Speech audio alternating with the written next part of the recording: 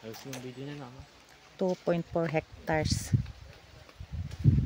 Lopez, Quezon. Lopez na nakakasakop nito ano? Kalawag po. Ah, Calawag ba? Sorry, Calawag, Quezon pala. May mga hardwood ano? Niyugan.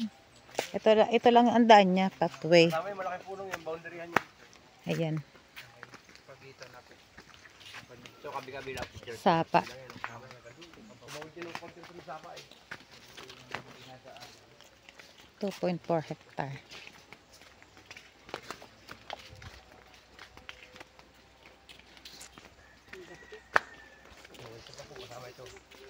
Ayan na natin yung niyog.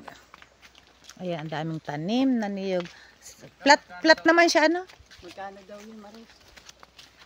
Mamaya mo anuhan. Yan, sakop yan.